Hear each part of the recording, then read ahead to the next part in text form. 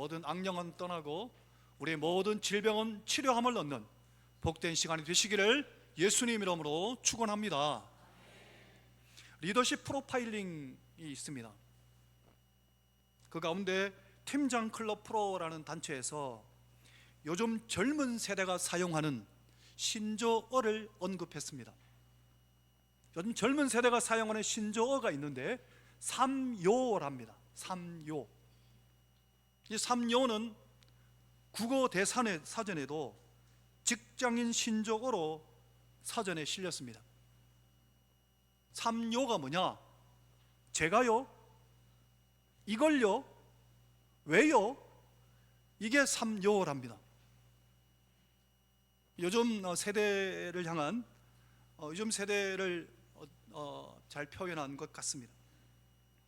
근데 오늘 우리는 그리스도인 젊음의 세대들, MZ세대는 오히려 제가요 보다는 저요, 이걸요 보다는 해볼게요, 왜요 보다는 감사해요, 이렇게 바뀌면 더 좋지 않겠나 싶습니다. 하나님은 눈에 보이지 않습니다. 그런데 하나님은 하나님의 역사를 눈에 보이는 우리 사람을 통해서 역사하십니다. 하나님 그래서 사람들 가운데 하나님이 쓰실 사람들을 찾으십니다. 하나님이 찾으신 사람 가운데 다윗에 대해서 몇 주간 함께 말씀을 나누고 있는 오늘 두 번째 시간인데, 하나님이 찾으시는 사람이 어떤 사람인지, 어떻게 다윗 같은 사람을 하나님이 찾으셨는지, 다윗의 됨됨이와 그의 인격은 어떤지, 하나님 왜 다윗을 택하셨는지, 오늘 본문에는 거기에 대한 설명을 하고 있습니다. 시대를 초월해서 하나님이 사용하시는 사람들은 모두 하나님 마음에 맞는 사람들이었습니다. 하나님의 택하심의 신비를 바라보면 에베소서에 보면 하나님의 택하심에 대해서 이렇게 사도 바울이 이야기합니다. 에베소서 1장을 제가 한번 읽어드리겠습니다.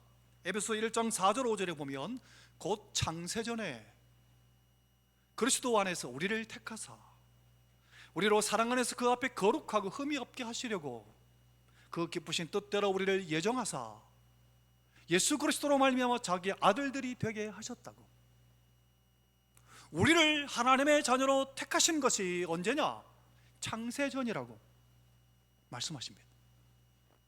우리는 모두가 예수 그리스도를 믿게 되었는데 우리는 언제 하나님이 택하셨느냐? 창세전에 이미 우리를 택하셨고 예수 그리스도로 말미암아 하나님의 자녀가 되도록 이미 택하셨다고 성경이 말씀합니다. 자, 그런데 지난주에 말씀 혹시 기억하십니까? 순종이 제사보다 낫고, 사무엘 선지자가 사울을 향해서 순종이 제사보다 낫습니다라는 이야기를 할 때 그 말씀을 다시 한번 떠올려 보시기를 한번 올려 보여주십시오. 22절 23절에 보면 사무엘이 이르되 여호와께서 번제와 다른 제사를 그의 목소리를 청정하는 것을 좋아하심같이 좋아하시겠나이까? 순종이 제사보다 낫고 듣는 것이 순양의 기름보다 나으니 이런 거역하는 것은 점치는 저와 같고 완고한 것은 사신 우상에게 절하는 저와 같음이라. 그러면서 이 말을 덧붙였습니다. 같이 읽어볼까요? 왕이 시작. 왕이 여호와의 말씀을 버렸으므로 여호와께서도 왕을 버려 왕이 되지 못하게 하셨나이다 하니, 하나님이 택하시고 하나님이 버리시는, 하나님이 선택하시고 하나님이 유기하시는 그 법칙 가운데 하나를 이 말씀에서 소개하고 있습니다. 사울 왕이 하나님의 말씀을 버렸기 때문에 하나님도 사울을 버렸다고. 다윗이 하나님의 말씀을 택하였기 때문에 하나님은 다윗을 택하였노라고 사무엘을 통해서 하나님은 말씀하셨습니다. 사랑하는 성도 여러분, 하나님 만세전에 우리를 구원받도록 택하셨을, 창세전에 우리를 구원받도록 하나님의 자녀가 되도록 택하셨습니다. 그런데 하나님이 쓰시고 쓰시지 않고는 어디에 달려있느냐? 하나님의 말씀을 버리느냐, 하나님의 말씀을 취하느냐에 달렸음을 말씀하고 계십니다. 사랑하는 성도 여러분, 하나님 말씀에 붙잡혀 하나님 말씀을 붙들어서 하나님 말씀에 붙들린 사람이 되어서 하나님께 쓰임 받으시기를 예수님 이름으로 축원합니다. 오늘 이 본문에 보면 사울과 다윗을 극명하게 대조하며 보여주고 있습니다. 여러분, 그 당시에 다윗은 아무도 알지 못했습니다. 알려져 있지 않았습니다. 그 당시에 사울은 왕이었습니다. 모두가 다 알고 있었습니다. 그런데 오늘 이 본문의 13절 14절에 보면 극명하게 이 두 사람이 갈리어진, 운명이 갈려진 이유를 오늘 성경이 이렇게 설명하고 있습니다. 14절을 보시면 여호와 영이 사울에게서 떠나고 그랬습니다. 여호와께서 부르시는 악령이 그를 번뇌하게 했다고, 하나님의 영이 사울에게서 떠났다고. 바로 앞에 13절에 보면 성경 오지 그대로 놔두세요. 이새의 7명의 아들이 다 지나갔는데 아무도 하나님 택한 사람이 아닌 겁니다. 양치고 있는 다윗을 불러오게 해서 다윗이 딱 등장하니까 하나님 말씀, 이가 그니 그에게 기름을 부으라, 왕으로 기름 부으라는 말씀입니다. 13절에 보면 사무엘이 기름 뿔병을 가져다가 그의 형제 중에서 그에게 부었더니 이날 이후로 다윗이 여호와 영에게 크게 감동되니라. 성도 여러분, 어떤 차이가 있습니까? 사울에게서는 여호와 영이 떠났고 다윗에게는 하나님의 영에 크게 감동됩니다. 하나님이 나를 쓰시느냐 쓰시지 않느냐는 성령이 내게 임하시느냐 아니면 성령이 떠나시느냐에 달렸다는 겁니다. 나는 부족하고 나는 연약하지만 하나님의 성령이 내게 임하시면 권능을 받고 예루살렘과 온 데와 사마리아 땅끝까지 이르러 예수의 증인될 뿐만 아니라 하나님이 쓰시는 사람이 되는 겁니다. 사랑하는 성도 여러분이요, 성령의 충만함을 입으시기를 예수님 이름으로 축원합니다. 그게 내가 살 길입니다. 성령이 내게 임하실 때 하나님이 나를 사용하시는 겁니다. 그런데 성령이 떠나시면 하나님이 떠나셨기 때문에 하나님 나를 쓰실 수가 없습니다. 여러분, 알려져 있지 않았던 그 다윗을 하나님은 오늘 본문의 1절과 2절과 3절을 보면 숨겨졌던 다윗을 이새의 가정 가운데 온 천하를 하나님이 두루 살피사가 다윗을 발견하십니다. 찾아내시고 보셨다, 이렇게 기록합니다. 1절에서 2절 3절에 보면. 그러면서 하나님은 사무엘을 보내셔서 다윗에게 기름 붓게 하셨습니다. 사랑하는 성도 여러분, 조금 전에 사울은 하나님의 영이 떠나고 어떤 상태가 되었다고 기록했습니까? 악령이 그를 번뇌하게 했다고 했습니다. 여러분, 악령이 내게 임하면 고민이 되고 갈등이 일어나고 그리고 고난이 찾아오고 우울증이 생기고 여러 가지 내 이 정신적인 어려움들이 악령이 내게 들어오게 되면 여러분, 이 악령과 귀신들은 수시로 우리를 들락날락거립니다. 성령이 내게 임하면 하나님 말씀에 충만하면 악령이 들어올 수 없습니다. 그런데 성령이 떠나시면 악령이 대신 들어오게 되는 겁니다. 사울을 번뇌하게 만들었던 그 악령, 그 당시에도 수금을 잘 타면 악기를 잘 이렇게 연주하게 되면 악령이 떠나기도 했던 것 같습니다. 그래서 신하들이 악기를 잘 다루는 사람을 한 사람 뽑읍시다, 그렇게 사울에게 얘기합니다. 그때 소년 한 사람이 이렇게 얘기했습니다. 한번 볼까요? 18절 같이 읽겠습니다. 소년 중, 시작. 소년 중 한 사람이 대답하여 이르되 내가 베들레헴 사람 이새의 아들을 본즉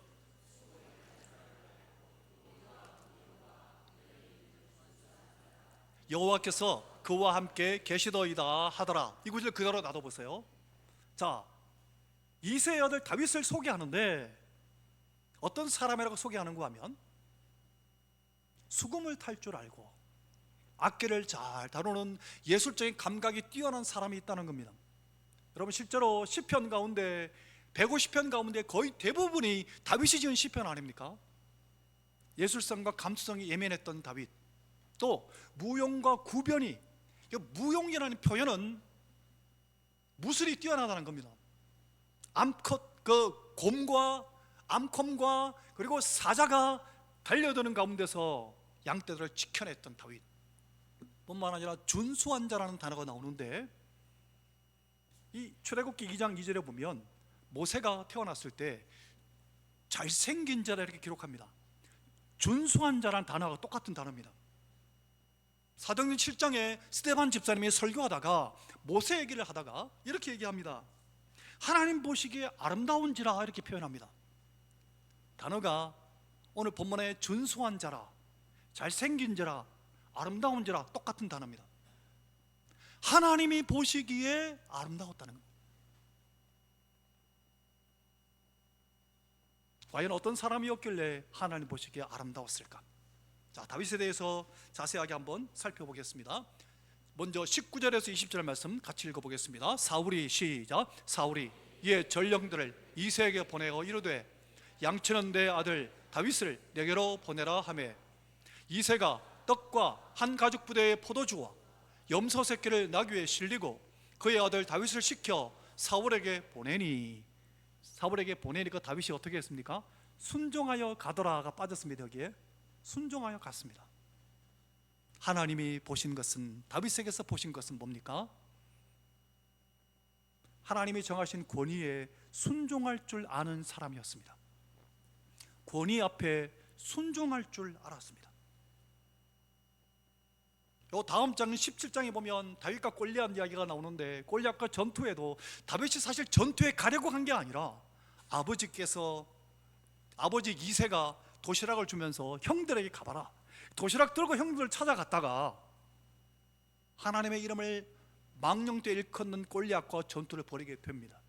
그때도 아버지 심부름에 다윗은 순종합니다. 하나님은 순종하는 사람을 쓰십니다.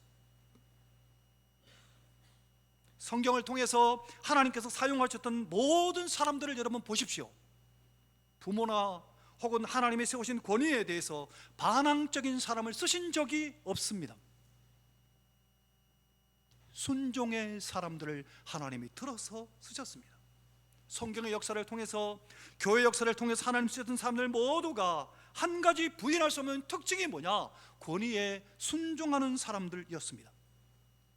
오늘날 현대 인간 정신 가운데 비판 정신을 숭고한 것으로 찬양하고 순종의 정신을 귀하게 여기지 않는 시대를 우리가 지금 살고 있습니다. 가정에서도 사회에서도 보면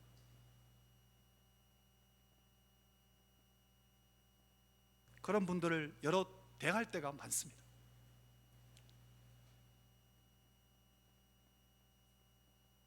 오늘 우리들의 가정에서 일어나는 모든 자녀의 문제 또한 부모의 권위에 대한 순종을 어려서부터 자녀에게 가르치지 않은 게 아니라 가르쳤겠죠. 자녀 마음대로 잘 안 되지 않습니까? 가르침에서 불구하고 순종하지 아니할 때 그 미래가 염려스러운 겁니다. 기도가 절로 나오는 겁니다. 어떤 목사님에게 이제 갓 운전면허를 딴 아들이 있었습니다. 아들이 아버지 목사님에게 찾아와서 아버지 열쇠 주이소. 왜? 운전하려고요. 그 아버지가 그래, 그러면 한 가지 조건이 있다. 네 성적 끌어올리고 매일 성경 보고 그다음에 머리 깎아라. 며칠 후에 보니까 진짜 이 아들이 열심히 성경을 보고 또 성적을 올린 겁니다. 그리고 몇 달 지나서 아들이 당당하게 아버지에게 아버지 열쇠 주이소요 찾아온 겁니다. 아버지 목사님이 빙그레 웃으면서 아들아 네가 정말 자랑스럽구나. 학교 성적도 오르고 매일 성경 공부도 열심히 하고 그런데 머리는 왜 아직도 깎지 않았냐?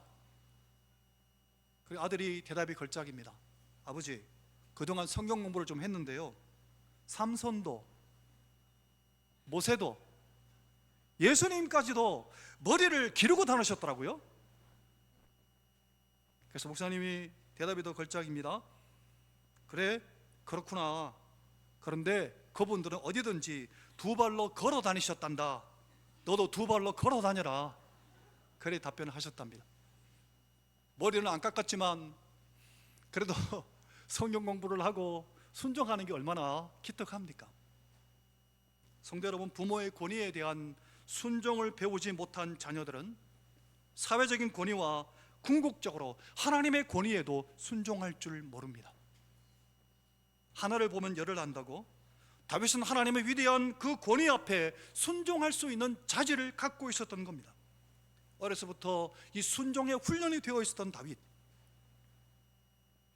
심지어 사무엘 선지자가 얼마나 보고 싶었겠습니까? 그 사무엘 선지자가 우리 집에 온다는데 아버지가 야 너는 양치러 가, 양치러 가. 순종한 다윗.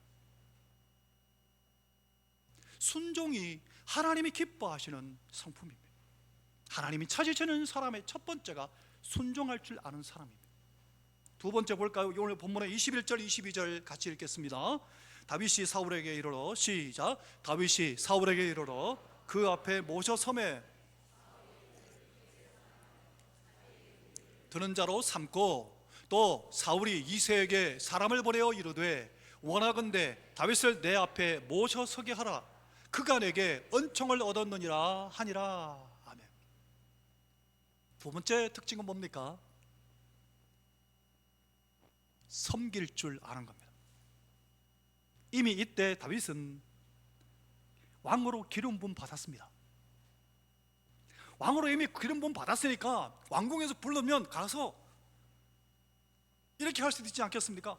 어허이 사울 내려와, 내가 기름 부음 받았거든, 사무엘이 이렇게 기름 부었거든, 당신은 내려오라고, 이렇게 할 수도 있을 겁니다. 아마 철면피를 깔았다면, 아니면 속으로도 충분히 다윗이 나는 왕으로 기운 받았는데 내 일 구태할 필요 있겠나라고 생각할 수도 있었을 것입니다. 다윗은 그렇게 하지 않았습니다. 사울에게 아주 충실하게 섬겼습니다. 오죽하면 사울이 전가를 보내가 내게 은총을 받았고 사랑했다, 오늘 본문에 그렇게 표현합니다. 사울이 다윗을 사랑할 정도로 성실하고 충실하게 섬겼습니다.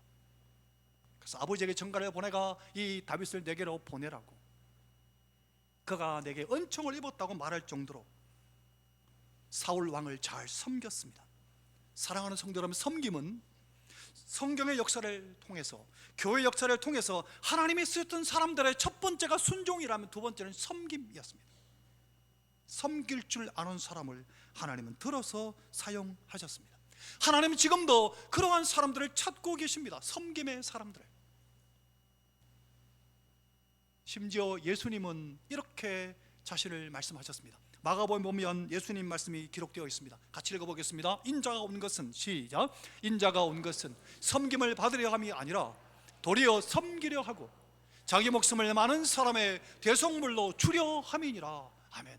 예수님은 섬기러 오셨다고 말씀합니다. 예수님은 누굽니까? 하나님이신데 하나님께서 친히 피조물을 위해서 피조물을 섬기러 오셨답니다. 성도 여러분, 개미를 위해서 섬길 수 있겠습니까? 똑같은 피조물인데. 그러나 우리를 지으신 조물주 되신 하나님께서 친히 사람을 섬기기 위해서 오셨답니다. 예수님이 섬기셨는데 왜 나는 못 섬기겠습니까? 예수님 친히 십자가에 못 박혀 죽으시기 몇 시간 전에 수건을 허리에 두르시고 제자들을 의자에 다 앉혀놓고 예수님이 일일이 돌아가면서 발을 씻기셨습니다. 섬기셨습니다. 예수님의 공생의 기간 내내 예수님은 섬기셨습니다. 사랑하는 성도 여러분, 그리스도인의 지도력의 본질은 바로 이 섬김에 있습니다. 한국 교회 안에 뿌리 박힌 비극이 하나 있는데 그게 뭐냐 하면 교회의 직분을 하나의 계급으로 이해하는 것입니다. 성도 여러분, 교회의 직분은 계급이 아닙니다. 서리집사, 안수집사, 장로, 권사, 목사 계급 아닙니다. 성경에 어디를 찾아봐도, 어디를 뒤져봐도 교회의 직분이, 하나님 주신 직분이 계급이라는 것 없습니다. 아닙니다. 섬김의 직분일 뿐입니다. 지배하는 직분도 군림하는 직분도 아닙니다. 교회의 모든 직분은 섬기는 겁니다. 이것을 기억하셔야 됩니다. 그렇지 않으면 하나님이 버릴 수도 있습니다. 복음서에 예수님께서 지상에 계셨을 때 가장 미워하고 가장 증오했고 예수님께서 화 있을진저라 말한 사람들이 있었습니다. 누굴까요? 바리새인들이었습니다. 바리새인들의 특징이 뭔지 아십니까? 섬길 줄 몰랐습니다. 그들을 향해서 이 독사의 새끼들아 화 있을진적 하면서 예수님 막 저주를 퍼부었습니다. 오늘날도 마찬가지입니다. 섬길 줄 모르면 예수님이 똑같이 그렇게 말씀하실 것입니다.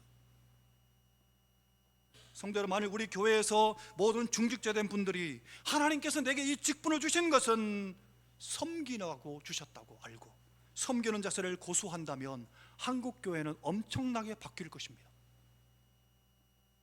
우리가 서로 섬긴다면 우리 안에 얼마나 아름다운 역사가 일어나겠습니까? 그런데 불행하게도 사람들은 새로운 직분을 받을 때마다 계급 올라가는 줄 생각합니다. 사랑하는 성도 여러분, 하나님이신 예수님께서 친히 이 땅에 오셔서 제자들을 높은 자리에 앉히시고 제자들의 발을 씻기신 예수님, 끝까지 섬김의 자리에 내려가서 직접 십자가에 살찌기시고 피 흘리시기까지 섬기셨던 그 예수님, 예수님처럼 섬김의 은총이 우리에게 있기를 예수님 이름으로 축원합니다. 필리핀에 한 부유한 집안의 유복한 집에서 자란 아들이 있었습니다. 근데 아버지는 사업하는 분인데 이 아버지가 사업을 했기 때문에 어릴 때부터 아무 부족함 없이 자랐습니다. 그런데 아버지는 이 아들이 하나님께 쓰임받는 사람이 되기를 원해서 마닐라에 있는 성서대학에 입학시켰습니다. 기숙사에 들어갔는데 기숙사를 보니까 욕실도 화장실도 너무 불결한 겁니다. 그래서 이 아들이 한 번도 보지 못한 그 불결한 장면들을 보면서 학장을 찾아가서 따졌습니다.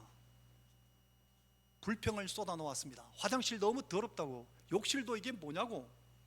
그때 학장 되신 분이 미소를 띠면서 내가 조치해 주겠다고 기쁨이 가득한 얼굴로 친히 화장실을 깨끗이 청소를 하는 겁니다.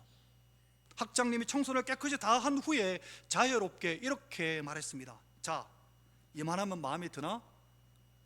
우리 학교는 청소부를 고용할 형편이 못 된다네.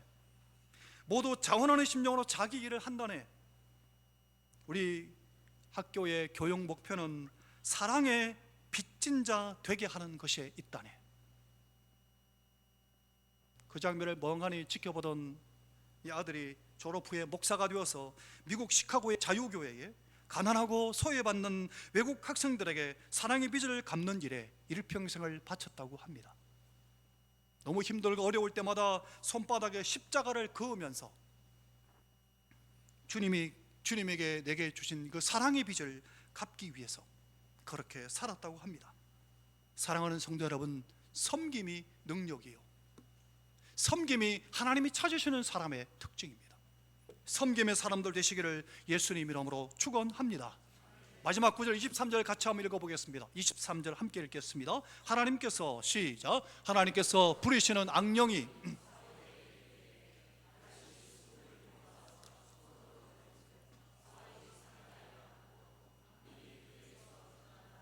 그렇습니다.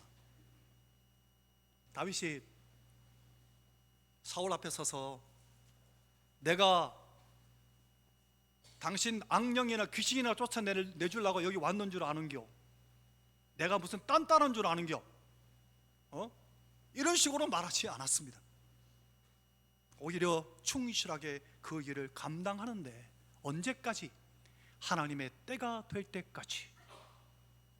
하나님이 왕으로 기름 부으셨는데 왕으로 세우실 그때까지 인내하였습니다. 여러분, 이때부터 정확하게 13년 동안 다윗은 도망자 신세가 됩니다. 다윗을 죽이려고 사울이 3,000명 거느리고 따라다니는데 다윗이 그 나라에 발붙일 곳이 없어서 블레셋으로 갔다가 모압으로 갔다가 온 천지를 돌아다니며 도망다녔습니다. 그때에도 다윗은 하나님 앞에 불평하지 아니하고 인내하였습니다. 하나님의 때가 될 때까지 참고 인내하였습니다. 하나님 그 인내하는 다윗을 테스트하신 겁니다. 그런데 놀라운 것은 사울 왕이 전쟁터에서 죽습니다. 죽고 나서 다윗이 왕이 되는데 어디 왕이 되는지 아십니까? 헤브론에서만, 유다에서만 왕이 됩니다. 유다의 7년 동안을 또 기다립니다. 유다에서 7년 후에, 그렇게 정확하게 표현하면 20년 후에 다윗이 이스라엘 전체 왕이 되게 됩니다.